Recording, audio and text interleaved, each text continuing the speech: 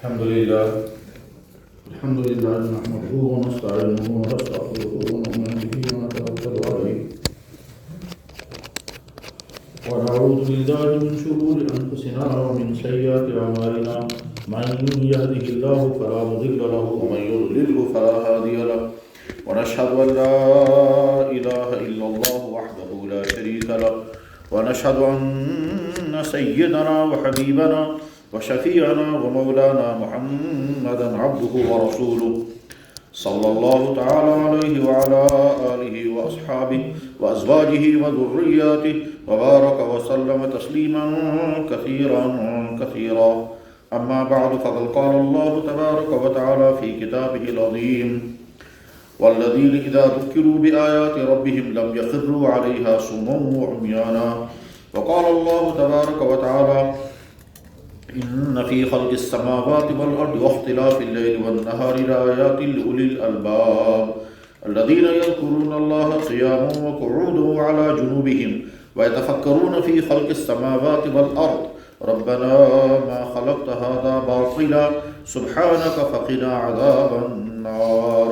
صدق الله مولانا العظيم وصدق رسوله النبي الكريم ونحن على ذلك لمن الشاهدين والشاكرين والحمد لله رب العالمين.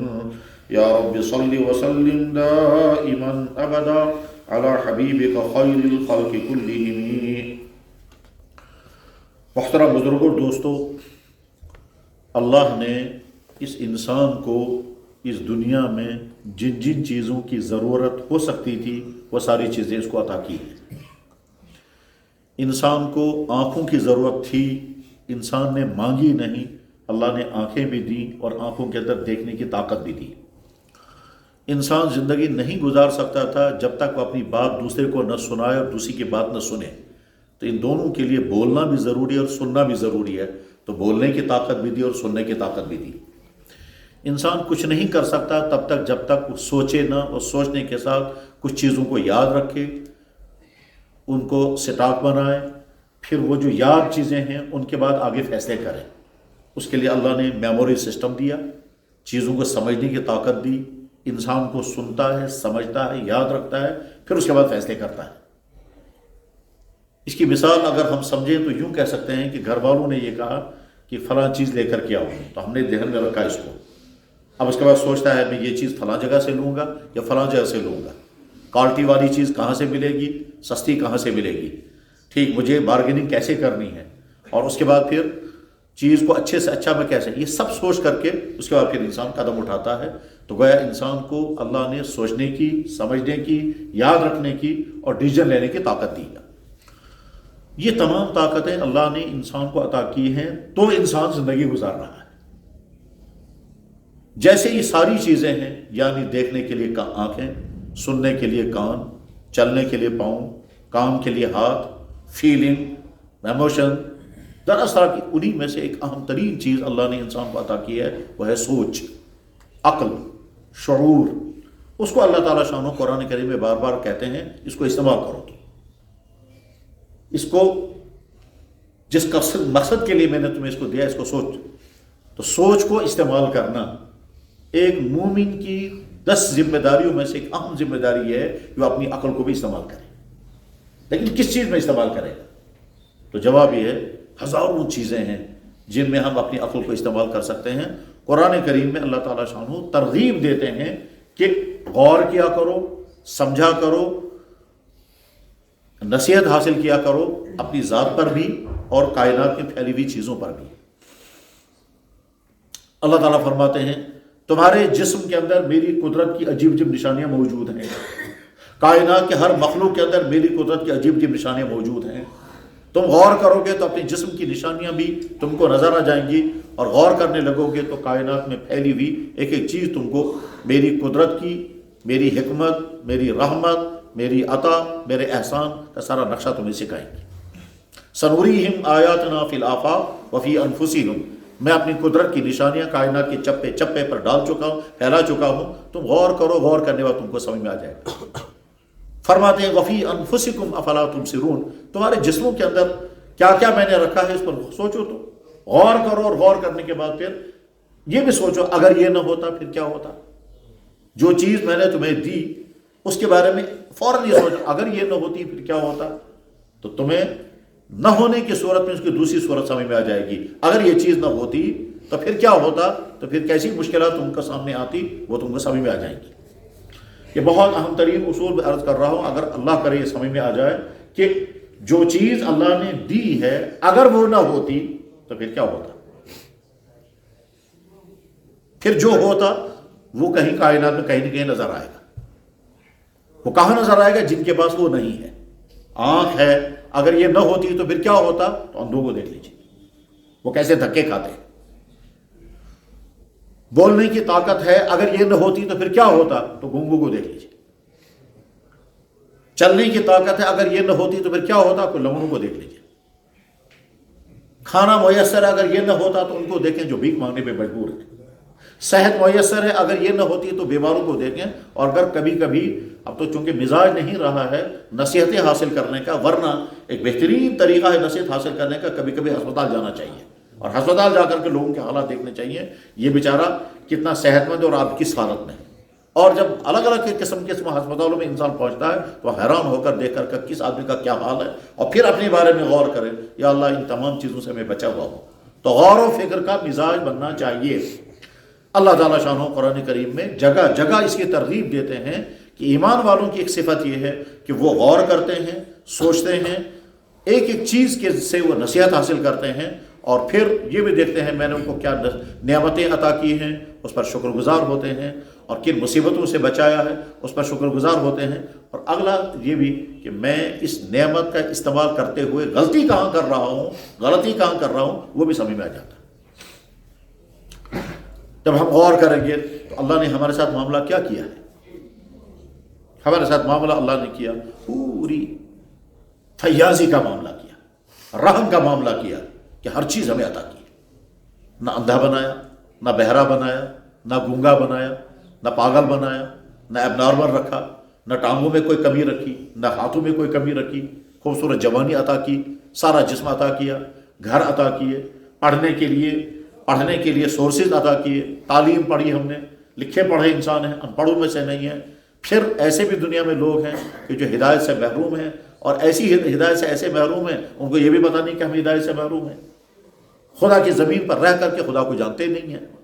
آگے آخرت کا سامنا یقینی کرنا ہے, لیکن ان کو پتہ ہی نہیں کہ ہم کا آخرت کا سامنا کرنا بھی ہوگا. غرض یہ کہ ان تمام خرابیوں سے اللہ نے ہم کو بچایا. بس اس پر غور کرنا. یہ بات اللہ تعالیٰ شانہ قرآن کریم میں الگ الگ انداز سے کہتے ہیں تم کتنے ناشکرے ہو. جو میں نے تمہیں دیا ہے اس پر کبھی تم نے زبان پر بھی نہیں کہا یا اللہ یہ بھی تو آپ کی مہربانی ہے مجھ پر. ان الانسان لربی لکنود, یہ انسان اپنے رب کا کتنا ناشکرا ہے. فاذکروا آلاء اللہ, ذرا سوچو نا میں نے تمہیں کیا کیا دیا ہے. اور سورہ رحمٰن میں تو ایک نعمت بیان کی, پھر کہا اور ایسے کیسے انکار کرو گے میری قدرت کا. پھر ایک اور نعمت بیان کی, پھر کہتے ہیں کیسے انکار کرو گے میری قدرت کا. پھر ایک اور نعمت بیان کی, پھر کہتے ہیں کیسے انکار کرو گے تم میری قدرت اور میری رحمتوں کا انکار کیسے کرو گے تم. فبأي آلاء ربكما, تو انسانوں کو بھی کہا اور جنوں کو بھی کہا, دونوں کو. فبأي آلاء ربكما, تو ایک نعمت بیان کی, پھر اللہ تعالیٰ شانہ کہتے ہیں تو انسان کے اندر مزاج ہونا چاہیے اللہ نے کیا کیا مجھے عطا کیا ہے, اور ان میں سے اگر کوئی چیز نہ ہوتی تو پھر کیا ہوتا. کتابوں میں لکھا ہوا ہے کہ ایک بزرگ کے پاس کوئی صاحب آئے اور اس کو ایک ایسی غلطی ہو گئی جو غلطی انسان کے اپنے کنٹرول کی نہیں ہے, اور وہ غلطی نہیں ہے مگر لوگ عام طور پر اس کو غلطی سمجھتے ہیں. وہ کیا ہوا, وہ جب آئے ان کے پاس بیٹھے تو غیر اختیاری طور پر ان کو ہوا خارج ہو گئی اور آواز کے ساتھ نکل گئی, تو بہت شرمندہ ہو گئے. حالانکہ یہ کوئی عیب نہیں ہے مگر عام طور پر ہوتا یہی ہے کہ لوگ اس کو عیب کی بات سمجھتے ہیں. اور ایک مرتبہ جناب رسول اکرم ممبر پر تشریف فرما تھے تو آپ نے اچانک بیان فرمایا کسی کے ہوا خارج ہونے پر تم لوگ ہنستے ہو. صحابہ کرام نے عرض کیا جی ہنستے ہیں. آپ نے فرمایا کون ہے تم میں سے جس کو یہ پریشانی نہیں آتی. ظاہر ہر ایک کو گیسز بدن میں پیدا ہوتے ہیں اور اس کا ایک سسٹم رکھا ہے اللہ نے, اس کا ایک فائدہ بھی ہے. اور وہ کیوں رکھا ہے اللہ نے, ایک سسٹم ہے, اس سسٹم کی وجہ سے ہر انسان کو کبھی نہ کبھی اس کا سامنا کرنا پڑے گا.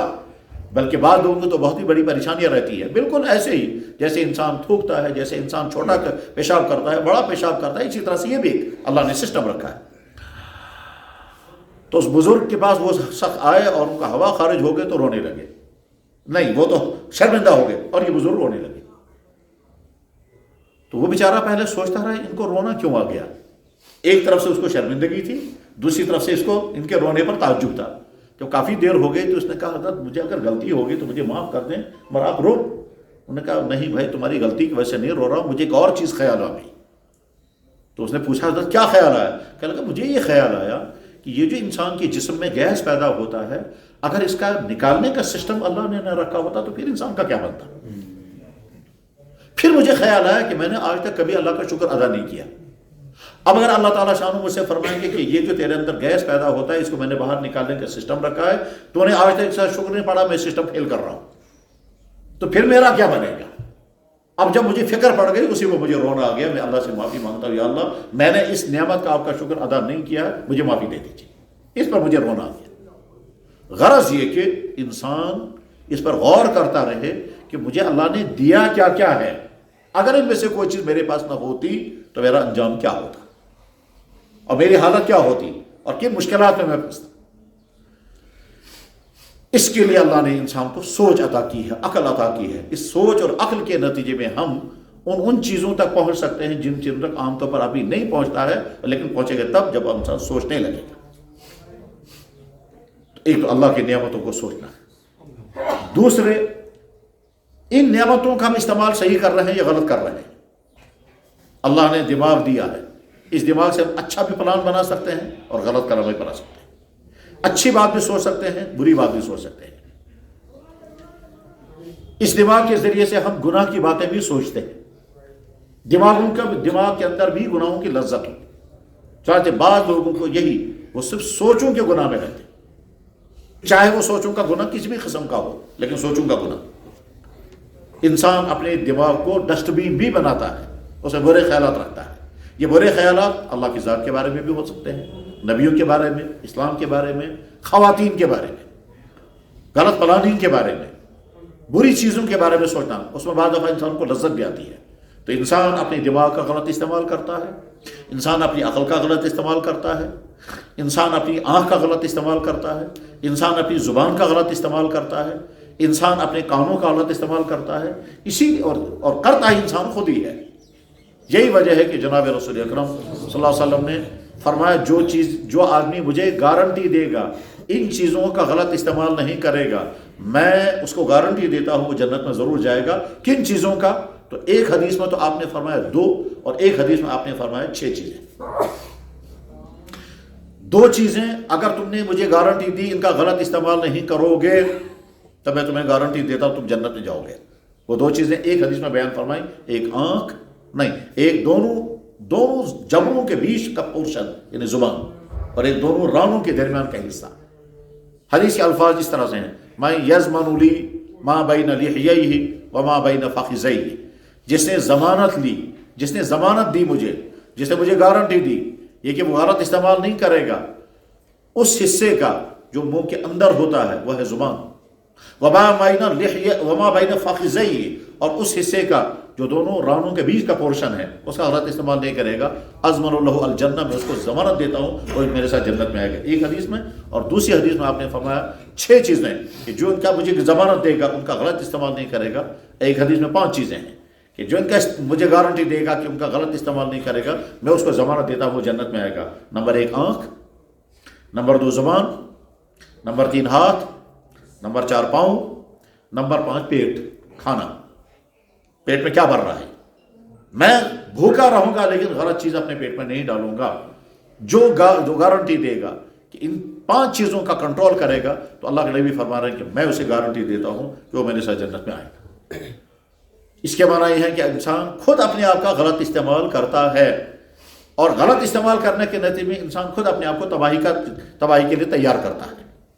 تو اللہ ہم سے مطالبہ فرما رہے ہیں کہ میں نے تمہیں کیا کیا عطا کیا اس پر غور کرو، ان میں سے کوئی چیز تمہارے پاس نہ ہوتی تو انجام کیا ہوتا اس پر غور کرو، پھر اس کا شکر ادا کرو کہ میں نے تمہیں ان لوگوں میں سے نہیں رکھا کہ جو محروم ہے اس سے۔ اس کے بعد پھر اس کے بعد پھر ان چیزوں کا تم استعمال صحیح کر رہے ہو یا غلط کر رہے ہو، اس پر غور کرو، تو 3 چیزیں ہوگی. کیا عطا ہوا ہے، اگر یہ نہ ہوتا تو پھر کیا ہوتا، اور ہمارا استعمال ان کا کیسا صحیح ہے یا غلط ہے. جب یہ 3 چیزیں انسان کے سامنے رہیں گی، کیا میرا مشن ہے کہ میں 3 چیزوں، ایک تو اللہ نے مجھے کیا کیا دیا ہے، نمبر 2 اگر ان میں سے کوئی چیز نہ ہوتی تو پھر میرا انجام کیا ہوتا، اور جو چیز مجھے دی گئی ہے اس کا میں صحیح استعمال کر رہا ہوں یا غلط استعمال کر رہا ہوں. بس یہ 3 اہم ترین سوال ہر انسان کے سامنے ہیں. اب دیکھیں ان میں سے، ان نعمتوں میں سے اللہ نے سب سے بڑی نعمت ہمیں عطا فرمائی ہے ایمان کی دولت. اگر ہم ایمان والے نہ ہوتے تو پھر یا تو پتھروں کو پوچھتے، کیڑے مکوڑوں کو خدا مانتے. آپ کو شاید معلوم ہوگا کہ دنیا میں ایسے لوگ بھی ہیں جو چوہوں کو خدا مانتے ہیں. ایسے لوگ بھی دنیا میں ہیں جو مردوں اور عورتوں کی سطر کی جگہ کو خدا مانتے ہیں. ایسے بھی لوگ دنیا میں ہیں، اور وہ اپنے حساب سے اس کے لاجک بھی بتاتے ہیں. لیکن اللہ نے اس تمام سے ہمیں، اور ایسے بھی لوگ ہیں دنیا میں وہ کہتے ہیں کہ دنیا خود بخود بنی ہے اور یہ ہمیشہ سے ہمیشہ رہے گی. غرض یہ کہ طرح طرح کے خیالات والے دنیا میں ہیں اور وہ سب غلط ہیں، یقیناً غلط ہیں، اس میں کوئی شک ہی نہیں ہے اس کے غلط ہونے کا. کیوں غلط ہیں؟ اس لیے کہ جس اللہ نے یہ کائنات بنائی، اگر اللہ نے کہا ہے یہ سب صحیح ہے تب تو ٹھیک ہے، اور اگر اللہ نے کہا یہ سب نہیں ہے تو سب غلط ہے. چاہے اس کے پیچھے کتنے فلسفے کیوں نہ ہو، چاہے اس کے پیچھے کتنی تھیوریاں کیوں نہ ہو، چاہے اس کے پیچھے، اور ثبوت اس کا یہ ہے کہ اللہ نے جتنے نبی بھیجے ہیں ایک نبی بھی ان کو، ہر نبی نے یہی بات کہی ہے کہ یہ کائنات ایک اللہ نے بنائی، بنانے والا ایک اللہ ہے، وہ نہ کسی کا محتاج ہے، نہ کسی سے مشورہ کرتا ہے، نہ وہ تھکتا. جو اللہ کا تعارف نبی، ہر نبی نے ایک ہی تعارف کرا ہے. اس کے بعد مذاہب اپنے راستے سے ہٹ گئے اور مذہبوں کے اندر ملاوٹیں ہو گئی اور وہ اوریجنل حالت میں نہیں رہے. حتیٰ کہ وہ مذہب والے جو دنیا میں کہتے ہیں 33 کروڑ خدا ہیں، ان کے ہاں بھی اصل میں توحید تھی. وہ تو بعد میں اس مذہبوں میں ملاوٹیں ہو گئی اور وہ یہاں تک پہنچ گئے. تو اللہ نے اس کفر سے ہمیں بچایا اور ایمان کی دولت ہم کو عطا فرمائی. اگر ہم ایمان والے نہ ہوتے تو انجام کیا ہوتا. تو تھوڑا سا سو کہ دنیا میں کروڑوں نہیں اربوں انسان، دنیا کی پاپولیشن کتنی ہے؟ 7 ارب. 7 ارب انسانوں میں سے کفر کی زندگی کتنے گزار رہے ہیں؟ تقریباً 5.5 ارب. 1.5 ارب وہ ہیں کہ جو مسلمان ہیں. تو یہ 5.5 ارب انسان جس طرح سے زندگی گزار رہے ہیں اپنے حساب سے وہ خوش ہیں، چاہے ان کی زندگی بہت لگژری زندگی کیوں نہ ہو، چاہے بڑی عیاشی کی زندگی کیوں نہ ہو. لیکن عیاشی کی زندگی تو جانور بھی گزار رہا ہے جن کی زندگی کا کوئی اہم ہی نہیں ہے. انہوں نے سمجھا کیا دنیا میں ہم آئے ہیں، عیش کریں گے، کھائیں گے، پیئیں گے. ان کی ساری دوڑ دھوپ کیا ہے؟ یا تو پیٹ کے لیے ہے یا پیٹ سے ایک بالش نیچے کے پورشن کے لیے. بس ساری زندگی اسی میں ہے، یا کھانا ہے یا کھانے سے نیچے کا پورشن ہے اس کی چاہتیں پوری کرنی ہے. بس جب تک کر سکیں گے، اس کا مر گئے تو ختم ہو گئے. یہ ہے ان کا فلسفہ زندگی، یعنی نہ اس کی کوئی ابتدا ہے نہ کوئی انتہا ہے. لیکن اللہ نے اس سے بچا کر کے ہم کو ایمان کی دولت، ایمان کی نعمت عطا فرمائی جو اس دنیا کی سب سے بڑی نعمت، سب سے بڑی دولت ہے. اگر یہ ایمان کی نعمت اور دولت ہمارے پاس نہ ہوتی تو ہمارا انجام بھی اسی طرح کا ہوتا کہ شاید ہم بھی نہ جانے کس غلط ازم میں کا شکار ہوتے، نہ جانے کس غلط تھیوری میں پھنسے ہوئے ہوتے. اللہ کے فضل و احسان سے ابھی 3 دن پہلے مدینہ طیبہ، آج ہی مدینہ طیبہ سے واپسی ہوئی. 3 دن پہلے میں مدینہ طیبہ میں ایک بڑے عالم نے اپنے یہاں دعوت کی تھی. تو وہاں جب گئے تو میں نے ان کی لائبریری دیکھی تو وہاں کتاب میں نے دیکھی. میں نے کتاب اٹھائی تو اس میں یہ صاحب کہیں برطانیہ کے رہنے والے ہیں. اس نے آج کے زمانے میں اسلام قبول کرنے والوں کے حالات لکھے، اور وہ سب بڑے بڑے سائنٹسٹ، رولر، جرنلسٹ، خواتین، جنگوں میں کام کرنے والے، عراق جنگ میں امریکن فوجی، کویت جنگ میں فلانے ملک کے، برطانوی، آکسفورڈ کے پڑھانے والے، ان کے اسلام قبول کرنے کے واقعات اس میں لکھے ہیں. کس چیز پر وہ اسلام قبول کر رہے ہیں. میں نے ان سے کہا یہ کتاب مجھے دے دو، میں پڑھوں گا اس کو. خیر انہوں نے مجھے کتاب دی تو میں حیران ہوتا گیا، ایسی چھوٹی چھوٹی باتیں ان کو اسلام کی طرف مائل کر رہی ہیں. وہ حیران. چنانچہ ایک آدمی کیا سینیٹائزر پر اسلام قبول کیا. سینیٹائزر کہنے لگا صاحب جب یہ کووڈ کی بیماری آ گئی اور سب کہنے ہیں ہینڈ واش کرو ہینڈ واش کرو، تو اسی بیچ میں اس کو کسی نے کہا کہ ہم مسلمان ہیں، ہمارے نبی نے ہم سے یہ کہا ہے فلاں ٹائم پر ہاتھ دھو، فلاں ٹائم پر ہاتھ دھو، کھانا کھانے سے پہلے ہاتھ دھو، کھانا کھانے کے بعد بھی ہاتھ دھو، کلی کرو، سونے سے پہلے کلی کرو، وضو اس طرح کرو۔ وہ پڑھتا رہا کہنے لگے بس اسی بھر کو مسلمان ہو گئے۔ جس چیز کو ہم کچھ بھی نہیں سمجھتے وہ چیز سبب بن رہی ہے کہ انسان کے مسلمان بننے کا۔ تو اگر اللہ نے ہم کو ایمان کی دولت، ایمان کی نعمت عطا فرمائی ہے، الحمدللہ رب العالمین۔ یہ انسان کا مزاج ہونا چاہیے کہ وہ کبھی کبھی سوچے کہ اگر یہ نعمت و دولت مجھے نہ ہوتی۔ ان میں سے ایک نے لکھا، کہنے لگا مجھے بہت خوشی ہے کہ مجھے سچا راستہ مل گیا، مجھے بہت غم ہے کہ میرے ماں باپ جہنم میں جائیں گے۔ کہتے ہیں اس خوشی کی وجہ سے مجھے آنسو آتے ہیں اور کبھی غم کی وجہ سے مجھے آنسو آتے ہیں۔ خوشی کے آنسو آتے ہیں کہ مجھے سچا راستہ مل گیا، اور غم کے آنسو اس لیے آتے ہیں کہ میرے ماں باپ تو جہنم میں جائیں گے۔ پھر ساتھ میں وہ کہتے ہیں یہ بات جو میرے ذہن میں آئی ان کی ذہن میں کیوں نہیں آئی۔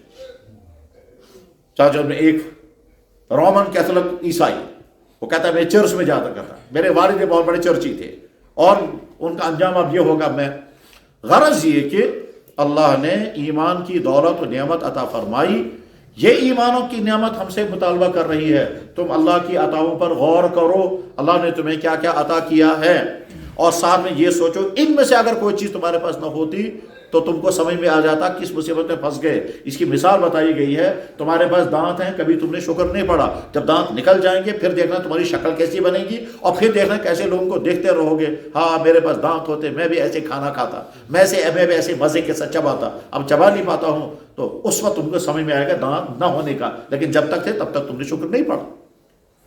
تو حاصل شدہ نعمت پر اللہ کا شکر ادا کرتے رہنا چاہیے، اور حاصل شدہ نعمت کے استعمال کے متعلق غور کرنا ہے، میں اس کا غلط استعمال تو نہیں کر رہا۔ لکھا ہوا کتاب، یہ جو اللہ نے ناک میں سونگھنے کی طاقت رکھی ہے، اس کی وجہ سے ہم بدبو اور خوشبو کو فیل کر لیتے ہیں، اگر یہ نہیں ہوتی پھر کیا ہوتا؟ بدبو میں ڈوبے ہوئے ہوتے اور آپ پتہ ہی نہیں چلتا ہے، اور اس بدبو کی وجہ سے جو انفیکشن طرح طرح کے ہوتے، تو اللہ نے ناک کے اندر سونگھنے کی طاقت رکھی ہے، اور سونگ کر کے ہم کتنی پریشانیوں سے بچ جاتے ہیں، اور سونگ کر ہم کتنی اچھی چیزوں کا فیصلہ کر لیتے ہیں۔ زبان کے اندر ٹیسٹ اللہ نے رکھے، یہ تمام غذاؤں کا سارا لطف تب ہے جب زبان پر ٹیسٹ ہے، اگر زبان پر ٹیسٹ نہیں ہوگا تو پھر جناب جیسے ہاتھ سے لقمہ اٹھاتے ہیں اور ہاتھ نہیں بتا پاتا ہے کہ لقمہ مزیدار ہے کہ بے مزہ ہے، اچھی کوکنگ ہوئی ہے، مزیدار بنا ہے، نمک برابر ہے یا کم ہے، کچھ نہیں بتاتا ہے۔ جب ذہنی زبان پر رکھتے ہیں زبان بتا دیتی ہے کہ صاحب کھانڈ برابر ہے، نمک کم ہے یا زیادہ ہے، مرچیں تیز ہیں، زبان ٹیسٹ بتاتی ہے۔ اور میڈیکل والے بتاتے ہیں کہ زبان کے اندر جو ٹیسٹ ریکارڈ کرنے کی صلاحیت ہے، جہاں تک مجھے یاد آتا ہے 10,000 ٹیسٹ زبان پر ریکارڈ ہو جاتے ہیں، اور زبان فرق بھی کر لیتی ہے، یہ الگ ٹیسٹ ہے، یہ الگ ٹیسٹ ہے۔ ہم کشمیر کے لوگ تو سمجھ سکتے ہیں اس کو آرام کے ساتھ کہ اگر کسی اندھیرے میں اگر کسی کو سیب دیں گے اور جب کاٹ کر کھانے لگے گا اس سے پوچھیں گے یہ کیا سوٹ ہوا، یہ کون سا سیب تھا، تو چباتے چباتے وہ فوراً بتا دے گا یہ ویسا امریکن کہ گولڈن کہ ڈیلیشس، اور بتا دے گا۔ کیسے زبان کا ٹیسٹ فرق کر دیتا ہے کہ صاحب یہ امریکن تھا، وہ بھی میٹھا ہے مگر اس کے میٹھا میں تھوڑا فرق ہے، گولڈن ہوتا ہے وہ بھی میٹھا مگر اس کے زبان کو اس کے میٹھا میں تھوڑا سا فرق ہے۔ حتیٰ کہ کشمیری تو یہ بھی دیتا ہے، اگر کشمیر کا کھیرا ہوگا کوشر لور تاتا ہے الگ ٹیسٹ، جس نبرن تاتا ہے الگ ٹیسٹ، اور زبان فرق کر دیتی ہے۔ تو یہ جو اللہ نے طاقتیں رکھی، اور اگر یہ زبان کا ٹیسٹ ختم ہو جاتا ہے پچ انسان تو بول ہی چھوڑ بس ہی پیاس لگنا، بھوک لگنا، یہ بھی اللہ کی نعمت۔ بس اللہ کی نعمتوں کو سوچنا، غور کرنا، اور اس کے بعد پھر اس پر شکر پڑھنا، اور پھر بار بار میٹر لگا کے دیکھنا اپنے آپ کو کہ میں غلط استعمال تو نہیں کر رہا ہوں اللہ کی نعمتوں کا۔ آنکھ ہے میں اس کا غلط استعمال تو نہیں کر رہا، زبان ہے میں اس کا غلط استعمال تو نہیں کر رہا ہوں، کان ہے میں اس کا غلط استعمال تو نہیں کر رہا ہوں، پیسہ ہے اس پیسے کا میں غلط استعمال تو نہیں کر رہا ہوں، جوانی ہے میں جوانی کا غلط استعمال تو نہیں کر رہا ہوں۔ اسی طرح جو بھی چیز ہے اس کا، اور اللہ نے میرے ساتھ کیا معاملہ کیا ہے، میرا معاملہ اپنے اللہ کے ساتھ کیا ہے، میرا معاملہ اللہ کا حکم نہ ماننے کا ہے یا اللہ کے سامنے جھکنے کا ہے۔ میرا معاملہ یہ ہے کہ اللہ نے کہا یہ کام مت کرنا، میں چھوڑنے کو تیار نہیں ہوتا ہوں، اور اگر مجھے کوئی انسان کہتا ہے یہ کام مت کرنا، میں چھوڑنے کے لیے تیار ہو جاتا ہوں۔ ایسا کیوں ہو گیا میرے ساتھ؟ مان لیجئے مجھے ڈاکٹر کہتا ہے آپ یہ مت کھائیں، میں چھوڑنے کے لیے تیار ہو جاتا ہوں، اور اگر وہی چیز اللہ مجھ سے کہتے ہیں مت کھاؤ یہ، میں چھوڑنے کو تیار کیوں نہیں ہوتا ہوں؟ ڈاکٹر نے کہا کہ شوگر لیول بڑھ گیا ہے، آپ جوس پینا بند کر دیں، آپ بھی چھوڑنے کو تیار۔ اللہ نے فرمایا شراب مت پینا، وہ چھوڑنے کو آپ بھی کیوں تیار نہیں؟ یہی سوچنے کی بات کہ اللہ کے کہنے پر میں حکم ماننے کو تیار نہیں، اور انسان کے کہنے پر میں ماننے کے لیے تیار ہو جاتا ہوں۔ اگر اللہ تعالیٰ شان مجھ سے فرمائیں گے کہ اس انسان کو تم نے اپنا ہمدرد سمجھا اور اس کے بعد تم کو اچھی لگی اور تم نے مان لی، میں تمہارے لیے کیا تھا؟ میں نے اور میرے نبی نے اگر کہا تھا یہ کام مت کرو، تم کیوں نہیں چھوڑنے کو تیار ہوئے تھے؟ بس یہ ہے وہ بہت مشکل سوال یا نشان ہم سب کے سامنے کہ اگر اللہ یہ فرمائیں گے کہ میرا پیدا کیا ہوا انسان تمہیں کہتا تھا یہ مت کریں آپ، اور آپ وہ چھوڑنے کو تیار ہو گئے، چاہے نفع کی بنا پر یا ڈر کی بنا پر۔ کتنے انسان ہیں ڈر کی بنا پر فلاں کام نہیں کریں گے، کیوں صاحب؟ اللیگل ہے، کیوں صاحب؟ رول کے خلاف ہے، کیوں صاحب؟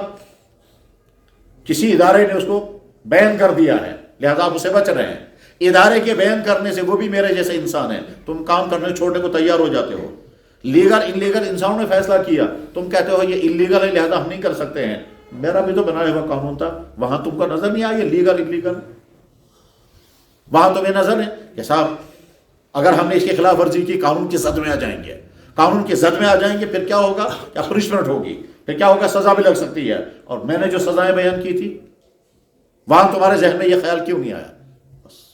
بس آخر اللہ کی نعمتوں کا احساس، نعمت نہ ہوتی تو پھر کیا ہوتا اس کا احساس، اور اس کے بعد پھر جو نعمت اللہ نے عطا کی ہے اس کا صحیح استعمال کا ارادہ، اور ساتھ میں اپنی غلطیوں پر توبہ۔ بس یہ ہے آج کے پورے موضوع کا گفتگو کا خلاصہ۔ اللہ تعالیٰ اللہ کرے ہمارا ذہن کھل جائے، اور جیسے ہم ایک ایک چیز پر غور کرتے ہیں اسی طرح سے اللہ کی عطاؤں پر بھی غور کریں، اللہ کی نعمتوں پر بھی غور کریں۔ اور جیسے بلکہ آج تو کبھی کبھی خیال آتا ہے کہ آج کے انسان بادشاہوں جیسی زندگی گزارتے ہیں۔ جو کچھ ہم نے پڑھا بادشاہوں راجاؤں کی زندگی میں کیا کیا ہوتا تھا وہ سب ہم تعلیم آج تقریباً ہر گھر میں، کھانے پینے کی جتنی چیزیں پہلے زمانے میں آج تقریباً ہر گھر میں کچھ فیسلٹی۔ پہلے زمانے کے بادشاہوں کے پاس سواری، سب سے بڑی سواری ہاتھی، آج تو گاڑی ہر ایک کے پاس ہے۔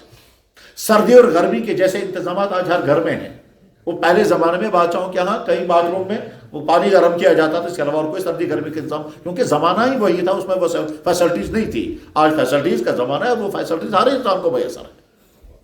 تو آج تو آسانیوں کا دور ہے، اس آسانیوں کے دور میں ہم زندگی گزار رہے ہیں۔ بس خلاصہ یہ ہے کہ انسان کا مزاج ہونا چاہیے سوچنے کا، اللہ کی نعمتوں کا سوچنا، اس پر غور کرنا۔ نہ ہوتی تو پھر کیا ہوتا، اور یہ بات اگر نصیب ہو گئی تو بیچ میں کبھی کبھی ایک بڑا انعام بھی مل جائے گا، اور وہ انعام بس اسی پہ بات ختم ہو رہی ہے۔ وہ کیا ہے؟ اللہ کے نبی علیہ الصلوۃ والسلام نے ارشاد فرمایا قیامت کے دن 7 آدمی عرش کے سائے کے نیچے ہوں گے۔ قیامت کے دن 7 آدمی عرش کے سائے کے نیچے ہوں گے۔ ان 7 آدمیوں میں سے ایک انسان وہ ہوگا کہ جو تنہا بیٹھا ہوا سوچ رہا تھا، اور سوچتے سوچتے اللہ کی قدرت، اللہ کی مہربانی، اللہ کی عطا اس کے ذہن میں آ گئی، اور پھر یہ بھی خیال آیا کہ میں نے فلاں غلطی کی تھی اور کسی کو پتہ نہیں، اور اللہ نے اس پر پردہ رکھا ہے، مجھے رسوا بھی نہیں کیا۔ یہ اور اس طرح کی باتیں سوچتے سوچتے اس کی آنکھوں میں آنسو آ گئے، اور جو ہی آنکھوں میں آنسو آئے تو تمہارا نام اس لسٹ میں آ جائے گا۔ کون سی لسٹ میں؟ جن انسانوں کو قیامت کے دن عرش کا سایہ نصیب ہوگا تمہارا نام اس میں آ جائے گا۔ تنہائی میں بیٹھ کر اللہ کی نعمت، اللہ کی رحمت، اللہ کے غضب، اللہ کا خوف یہ طاری ہو جائے، اور انسان کی آنکھوں سے آنسو آ جائے، اور آنسو آ کر کے چاہے وہ محبت کا آنسو آئے یا ڈر کا آنسو آئے۔ اب محبت آنسو الگ الگ ہوتے ہیں، کبھی محبت کے آنسو آتے ہیں، کبھی ڈر کے آنسو آتے ہیں۔ اگر آنسو تنہائی میں آ گیا تو سمجھیے ہمارا نام اس لسٹ میں آ جائے گا۔ کون سے؟ جو قیامت کے دن عرش کے سائے کے نیچے ہوں گے۔ بخاری شریف میں حدیث ہے، حدیث کے الفاظ میں پڑھتا ہوں۔ اللہ کے نبی علیہ السلام نے ارشاد فرمایا 7 انسان فی ظل العرش، عرش کے سائے کے نیچے ہوں گے۔ یوم لا ظل الا ظل عرشہ، جس دن عرش کے سائے کے علاوہ اور کوئی سایہ نہیں ہوگا، اس میں سے ایک ہے امام عادل، وہ حکمران جو عدل اور انصاف کے ساتھ حکمرانی کرتا ہو، نمبر ایک۔ نمبر دو، شاب نشا فی عبادت اللہ، وہ جوان جس جوان نے اپنی جوانی کو جوانی کے زمانے میں تمام برائیوں سے بچا لیا ہوگا، وہ بھی قیامت کے عرش کے سائے کے نیچے ہوگا۔ اور تیسرے نمبر پر رجل ذکر اللہ خالیا ففاضت عیناہ، وہ انسان جس نے تنہائی میں اللہ کا خیال کیا، خیال کرتے کرتے کرتے کرتے پھر اس کو آنکھوں میں آنسو آ گئے۔ کبھی کہتے ہیں کیسے آئے گا آنسو؟ تو جواب ہے کسی کا باپ مر چکا ہو، پھر وہ تنہائی بیٹھ کر سوچنے لگے میرا باپ میرے ساتھ کیا کیا کرتا تھا، پھر والد کی شفقتیں یاد آ گئی، اس کی مہربانیاں یاد آ گئی، اور یاد آتے آتے آنکھوں میں آنسو آ گئے۔ بس یہ ہے، تو اللہ کی رحمتیں یاد کرتے کرتے کرتے اور پھر خیال آیا فلاں جگہ میں نے غلطی کی تھی، اللہ سے پردہ رکھا ہے، کسی کو پتہ نہیں ہے، اور کتنی شرمندگی ہوگی اگر لوگوں کو پتہ چل جائے، لیکن اللہ نے اس کو پردہ رکھا اور پردہ، تو یاد کرتے کرتے جو ہی اللہ کا خیال آیا اور آنکھوں میں آنسو آ گئے، تو بس رجل ذکر اللہ خالد ففاضت عیناہ، وہ آدمی کہ جس نے تنہائی میں اللہ کو یاد کیا اور آنکھوں میں آنسو آ گئے، تو قیامت کے دن جب بھی عرش کے سائے کے نیچے ہوگا، اتنا بڑا انعام ملنے والا ہے۔ اللہ تعالیٰ شان ان باتوں کو بولنے والے اور سننے والے بھائیوں کے لیے بھی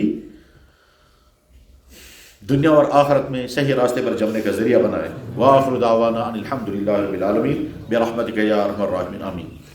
میں چونکہ ابھی مکہ مکرمہ مدینہ طیبہ سے حاضر ہوا ہوں، اور حدیث میں ہے کہ جب کوئی انسان وہاں سے آئے تو اسے دعا کرانی چاہیے، کیونکہ یہ آدمی کا کمال نہیں ہے، اس مقام کا درجہ ہے، تو دعا کرنی ہوتی ہے، اس لیے ہم اس وقت مختصر سے دعا کریں گے۔ اللہ تعالیٰ شان ہوں وہاں کے حاضر سب کو قبول عطا فرمائے، اور وہاں جتنی دعائیں اپنے لیے اور ساری امت کے لیے مانگی ہیں وہ ساری دعائیں اللہ تعالیٰ قبول فرمائے۔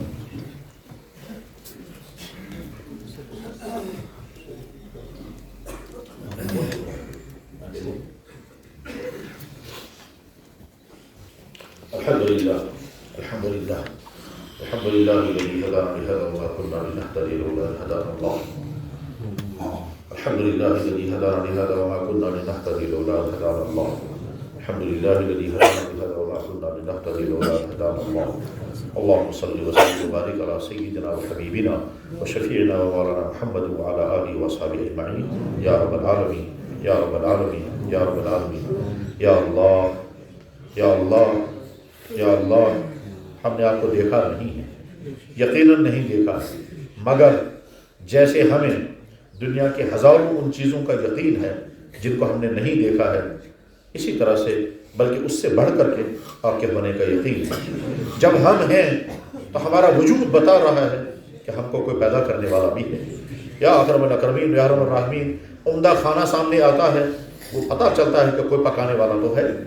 عمدہ ڈریس سامنے ہوتا ہے، سمجھ میں آتا ہے کہ کوئی ہے جس نے یہ ڈریس تیار کیا ہے۔ عمدہ مکان سامنے ہوتا ہے، ہم سمجھ جاتے ہیں کہ کوئی ہے جس نے یہ کنسٹرکشن کیا ہے۔ یا اکرم الاکرمین، ایک ایک چیز اپنے بنانے والے کی یا اللہ کہانی سناتی ہے۔ یہ ساری کائنات یا اللہ آپ کے وجود کی دلیل ہے۔ یا اللہ ہم کیوں کہیں کہ ہم نے خدا کو دیکھا نہیں؟ اور پھر سب سے بڑی دلیل آپ کے نبی محمد رسول اللہ صلی اللہ علیہ وسلم نے آپ کا پورا تعارف کرایا، اور انہوں نے یہ بھی کہا، میرے بھائیوں نے بھی یہی تعارف کرایا، اور ان کے بھائی تھے آدم علیہ السلام سے لے کر حضرت عیسیٰ علیہ السلام تک، ہر نبی نے وہی آپ کا تعارف کرایا۔ پھر محمد رسول اللہ صلی اللہ علیہ وسلم نے آپ کا تعارف کرایا۔ یا اللہ ہم نے تسلیم کیا آپ ہیں، ہم نے مان لیا کہ آپ کائنات کے خالق اور مالک ہیں، ہم نے مان لیا یہ کائنات آپ ہی چلا رہے ہیں۔ یا اللہ دنیا میں کوئی چیز نہ خود بنتی ہے نہ خود چلتی ہے، کائنات بھی نہ خود بنی ہے نہ خود چلتی ہے۔ یا ذو الجود والکرم، تو آپ ہمارے اللہ ہیں۔ یا اللہ ہمیں یقین ہے قیامت کے دن آپ سے ملاقات ہوگی، آپ کے سامنے ہم کھڑے ہوں گے۔ یا اللہ آپ نے تو قرآن کریم میں بیان فرمایا، ان اللہ لا ينظر، اللہ نہیں دیکھے گا فلاں کی طرف، اس کا مطلب یہ ہوا کہ کچھ لوگ ایسے ہوں گے۔ یا اللہ، اور ہم نے حدیث میں پڑھا کہ قیامت کے دن آپ کی طرف سے اعلان ہوگا، جو جس کو پوچھتا تھا وہ جائے ان کے پیچھے، یہودی کسی کے پیچھے جائیں گے، مشرک کسی اور کے پیچھے جائیں گے۔ پھر آپ فرمائیں گے ایمان والوں کو جاؤ گے تم اللہ کے، تو یا اکرم الاکرمین ایمان والے کھڑے آپ کا انتظار کریں گے۔ پھر آپ فرمائیں گے میں ہی ہونا تمہارا اللہ، تو تمام ایمان والے سر جھکائیں گے اور جو سجدے میں گریں گے۔ یا اللہ یہ حدیث میں ہے۔ یا اکرم الاکرمین، صحابہ کرام نے حضور سے عرض کیا، یا رسول اللہ کیا قیامت کے دن ہم اپنے رب کو دیکھ سکیں گے؟ تو آپ کے نبی نے آپ کا تعارف کرتے ہوئے فرمایا، جس طرح سے 14ویں رات کا چاند تمہیں نظر آتا ہے، اسی طرح سے تم اپنے اللہ کو دیکھو گے، قیامت کے دن ہم آپ کو ضرور دیکھیں گے۔ یا اکرم الاکرمین، تو آپ ہمارے اللہ ہیں، یا اللہ ہم آپ کے نبی ہیں، یا ذا الجود والکرم، وہ نبی جس کے نبی ہونے کا اعلان آپ نے کیا، وہ نبی جس کے نبی ہونے کا اعلان سارے نبیوں نے کیا، وہ نبی جن کے نبی ہونے کا اعلان سارے فرشتوں نے کیا، وہ نبی جس کے نبی ہونے کا اعلان پتھروں نے کیا، وہ نبی جس کے نبی ہونے کا اعلان جنگل کے جانوروں نے کیا، وہ نبی جس کے نبی ہونے کا اعلان ابو جہل کے ہاتھ میں پائی جانے والی کنکروں نے کیا، وہ نبی جس کے نبی ہونے کا اعلان ان چٹانوں نے کیا جو چٹان وہاں مکہ مکرمہ میں ابو بکر صدیق کے مکان کے اندر تھی، جن چٹانوں نے آپ کے نبی ہونے کا اعلان کیا۔ یا اکرم الاکرمین، وہ نبی، اس نبی کو ہم اپنا نبی مانتے ہیں، ہم اپنے آپ کو ان کا امتی ڈکلیئر کرتے ہیں۔ یا اللہ آپ ہمارے اللہ ہیں اور ہم آپ کے نبی کے امتی ہیں، یہ سب آپ کا احسان ہے۔ اگر آپ نے یہ احسان ہم پر نہ کیا ہوتا، کسی کافر گھر میں پیدا کیا ہوتا، یا اللہ تو پھر کیا ہوتا؟ ایک کافر ماں کا دودھ پیا ہوتا، ایک کافر ماں کے ایک باپ کے زیر سایہ ہم نے زندگی گزاری ہوتی، ہو سکتا ہے وہاں نہ جانے کیا کیا ہم سے کروایا گیا ہوتا، ان تمام سے آپ نے ہم کو بچایا، ایمان کی نعمت و دولت عطا فرمائی، ہمارا شکر قبول فرما لے، ہمارا شکر قبول فرما لے۔ یا اللہ اگر آج تک ہم نے شکر ادا نہیں کیا تو اب ناراض نہیں ہونا، اب یہی کہنا تم نے شکر نہیں کیا، چلو میں نعمت چھین لیتا ہوں۔ یا اکرم الاکرمین، یا ارحم الراحمین، میں نے سنا اور بولنے والا یہی مسجد میں موجود ہے، اس نے مجھے بتایا ایک آدمی کے بارے میں کہ وہ مسلمان نوجوان مسلمان گھر کا پیدا ہونے والا کافر بن گیا۔ یا اکرم الاکرمین، آپ کو طاقت ہے، ایمان چھین لیتے ہیں، بلکہ دور تو وہ آ گیا ہے کہ لوگ کو جبراً ایمان سے ہٹانے کی محنتیں ہوں گی، یا اللہ پریشر ڈالا جائے گا، مار پیٹیں ہوں گی، اصرار ہوگا۔ یا اکرم الاکرمین، یا ارحم الراحمین، یا ذا الجود والکرم، یا ذا الفضل والعطا، یا اللہ ایسے امتحان سے ہماری حفاظت فرما، اور جس جگہ کی ایمان والے اس طرح کے امتحان میں پھنس رہے ہیں، جہاں جان بوجھ کر کے طاقت کے بل بوتے پر اور ظلم کے بل بوتے پر اور مکمل آوارگی کے بل بوتے پر ان کا ایمان چھیننے کی ان سے کوششیں ہو رہی ہے، یا اللہ زبردستی ان کو وہ کام کروانے اور وہ باتیں کہلوانے کی کوششیں جس کے نتیجے میں ایمان چھن جاتا ہے۔ یا ذا الجود والکرم، یا ہمارے اس امتحان سے ہماری حفاظت فرما، شاید ہم اس امتحان میں پاس نہیں ہو پائیں گے۔ یا اکرم الاکرمین، وہ تو صحابہ کرام تھے، یا اللہ جن کے سینوں پر چٹانیں رکھ کر کے پھر ان سے کفر کہلوایا جاتا تھا، مگر وہ کفر کہنے کو تیار نہیں ہوتے تھے۔ وہ تو وہی صحابہ تھے کہ لوہے کی سلائی گرم کر کے ان کی پیشاب گاہ میں داخل کی گئی تاکہ وہ زبان سے کفر کا کلمہ کہیں، مگر انہوں نے نہیں کہا۔ یا اللہ ہم اتنے پختہ ایمان والے نہیں ہیں، تو ایسے ایمان سے ایسے امتحان سے ہماری حفاظت فرمائیے یا اللہ، اور اپنی ایمان کے قدر دانے کی توفیق عطا فرمائیے۔ یا اللہ جتنی نعمتیں آپ نے عطا فرمائی، ایک ایک نعمت کا ہم شکر ادا کرتے ہیں۔ یا اللہ ایک ایک نعمت کا شکر ادا کرتے ہیں۔ آپ نے اندھا نہیں بنایا، بہرا نہیں بنایا، گونگا نہیں بنایا، پاگل نہیں بنایا، بے تعلیم بے پڑھا لکھا نہیں رکھا، بے روزگار نہیں رکھا، بھوکا اور پیاسا نہیں رکھا، نالیوں میں پڑے ہوئے انسانوں کی طرح نہیں بنایا، سڑکوں میں راتیں گزارنے والا نہیں بنایا، چرسی اور عیاشی کرنے والوں میں شامل نہیں کیا۔ یا اکرم الاکرمین، سب آپ کی نعمتیں ہیں، ہمارا شکر قبول فرما لیں۔ یا اللہ اگر آپ کہیں کہ تم نے زبان میری مرضی کے خلاف استعمال کی، میں بولنے کی طاقت چھین رہا ہوں، اگر آپ یہ فرمائیں تم نے آنکھیں میرے حکم کے خلاف استعمال کی، میں لائٹ ختم کر رہا ہوں، اگر آپ کہیں کہ تم نے اپنے دماغ کی میموری سسٹم کو غلط استعمال کیا، میں تمہارا میموری سسٹم ختم کر رہا ہوں، یا اللہ اس وقت کو سمجھ میں آ جائے گا کس مصیبت میں پھنس گئے۔ یا اللہ اس سے پہلے ہم توبہ کرتے ہیں، یا اللہ اس سے پہلے ہم توبہ کرتے ہیں۔ یا اکرم الاکرمین، یا ارحم الراحمین، یا ذا الجود والکرم، یا ذا الفضل والعطا، آپ کے نبی کے وعدے ہیں کہ خانہ کعبہ میں دعائیں قبول ہوتی ہیں، آپ کے نبی کے وعدے ہیں کہ اللہ تعالیٰ شان فرماتے ہیں مکہ مکرمہ اور مدینہ طیبہ میں دعائیں قبول ہوتی ہیں، وہاں جتنے یہاں سے گئے ہوئے پر یہ پوری دنیا کے آئے ہوئے ان تمام کی دعائیں قبول فرما لیجیے ایک ایک ایمان والے کے حق میں۔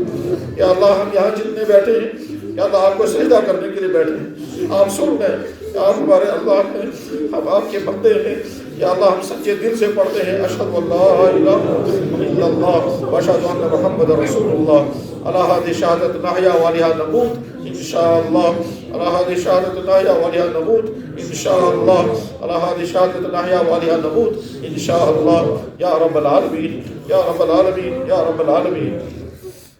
یا اللہ ہم میں سے جن کے جو مسائل ہیں وہ مسائل حل فرما، یا اللہ تمام مسائل میں گھرے ہوئے ہیں مشکلات میں پھنسے ہوئے ہیں، یا اللہ جن کا خطرناک ایکسیڈنٹ ہوا ہے، یا اللہ ان کے لیے صحت کے فیصلے فرما، یا اللہ ان کے لیے صحت کے فیصلے فرما، یا اللہ جس خطرناک ایکسیڈنٹ کے متعلق یا اللہ 2 جوانوں نے کہا یا اکرم الاکرم ان پر رحم فرما دے، یا اللہ صحت و عافیت واپس، یا اللہ صحت آپ کی قدرت میں ہے، یا اللہ جود والکرم یا اللہ الفضل والعطا صحت عطا فرما دیجیے، یا اللہ جن کے کاروباری مشکلات ہیں وہ مشکلات دور فرما، یا اللہ جن کا نکاح نہیں ہو پایا ان کا نکاح جلد سے جلد کرا دو، یا اللہ جن کی اولادیں نہیں ان کو اولادیں عطا فرما، یا اللہ جو کسی بھی قسم کے الجھن اور پریشانی میں ان کی الجھن اور پریشانی کو دور فرما، یا اللہ جود والکرم یا اللہ الفضل والعطا، یا اللہ ہم اس دور میں ہیں جس دور میں تیرے دین کو مٹانے کی مہم میں پورے عالم کے اندر ہے، یا اللہ جود والکرم حتیٰ کہ مکہ مکرمہ مدینہ طیبہ میں یہ محنتیں داخل ہو چکی ہیں، کسی طرح سے ان کا ایمان و اسلام ختم ہو جائے، اور اس کے لیے بہت سارے مسلمان بھی استعمال ہو رہے ہیں، حتیٰ کہ بہت سارے ملکوں کے مسلمان سربراہان بھی اسی کام کے لیے استعمال ہو رہے ہیں، یا اکرم الاکرمین و یا ارحم الراحمین، ساری صورتحال آپ کے سامنے ہے، یا اللہ یہاں اس خطے کے اندر اور آس پاس کے علاقوں کے اندر یا اللہ تیرے دین کو مٹانے اور ایمان والوں کو ایمان سے محروم کرنے کی جو مہم ہے، یا اللہ جو ظلم اور جو تدبیریں چل رہی ہیں، یا اللہ ان تمام تدبیروں کو آپ خود فیل فرما دیں، یا اکرم الاکرمین یا ارحم الراحمین، مسلمانوں کی جانیں، ان کے اموال، ان کی عزتیں، یا اللہ نوبت وہاں تک آ گئی، نوبت وہاں تک آ گئی، ایک انسان ہو کر پھر جانوروں جیسی باتیں کر کے اعلان کر کے کہتے ہیں ان کی لڑکیوں کے ساتھ ایسا کرو، ان کی بیٹیوں کے ساتھ ایسا کرو، ان کے گھروں کے ساتھ ایسا کرو، ان کی مسجدوں میں تالے لگاؤ، ان کے اذانوں کو بیان کر دو، یا اللہ جود والکرم یا ذا الفضل والعطا، یہ ساری روداد غم ہم آپ کے سامنے پیش کرتے ہیں، یا اللہ جود والکرم یا ذا الفضل والعطا، ایمان والے یا اللہ اس حالت میں ہیں کہ اگر وہ مقابلہ کرنے لگیں گے تو وسائل نہیں، ساتھ دینے والے کوئی نہیں، اور دنیا کے مسلمان حکمران اپنی عیاشیوں اور اپنی عیش پرستیوں میں مگن ہیں، ان کو صرف اپنی حکومتیں درکار ہیں، اپنی کرسیاں، اور دنیا میں مسلمانوں پر اور اسلام پر مصیبتوں کے پہاڑ جو ٹوٹ جائیں ان کو کوئی غم نہیں، یا اکرم الاکرمین یا ارحم الراحمین، یا تو ان حکمرانوں کو سدھار عطا کر دے، اور اگر نہیں ہے تو ان کو مسلمانوں کی گردنوں سے اتار دے، یا اکرم الاکرمین یا ارحم الراحمین، یہاں پر بھی جو مسائل ہیں وہ مسائل سب آپ کے سامنے، ہم نے اپنے سب کچھ آپ کے حوالے کر دیا، یا اللہ ہمارے جان، ہمارے مال، ہماری عزت، ہماری آبرو، ہمارا ایمان، یہاں کا اسلام، یہاں کی تہذیب، یا اللہ تمام کی حفاظت کی تدبیریں آپ خود فرما لیں، یا اکرم الاکرمین یا ارحم الراحمین، کیا مجھے پسند آئے گا یہاں کی اذانیں ختم ہو جائیں؟ کیا آپ کو پسند آئے گا یہاں کھلا شرک ہونے لگے؟ کیا آپ کو پسند آئے گا پتھروں کے خداؤں کو پوجا جانے لگے؟ یا اکرم الاکرمین وہ پتھر جو بے جان ہے، جو کچھ کر نہیں سکتے، جس خدا کو اپنے ہاتھ سے انسان بنائے وہ خدا کیا ہوگا؟ جو کل پاؤں کے نیچے پڑی ہوئی چٹان تھی، آج وہ خدا کیسے بن جائے گی؟ مگر یا اللہ دنیا میں ایسا ہی ہوتا رہا ہے کہ پڑے ہوئے راستے کے پتھروں کو خدا بنا دیا جاتا ہے اور پوجنے والے دنیا میں پائے جاتے ہیں، یا اکرم الاکرمین یا ارحم الراحمین، آپ تو خود فرماتے ہیں ہر چیز میں معاف کرنے کو تیار ہوں مگر شرک میں برداشت نہیں کر سکتا، تو یا اللہ اگر یہاں شرک پھیلانے کے لیے مہمیں چل رہی ہیں ان کو فیل آپ خود ہی کر دو۔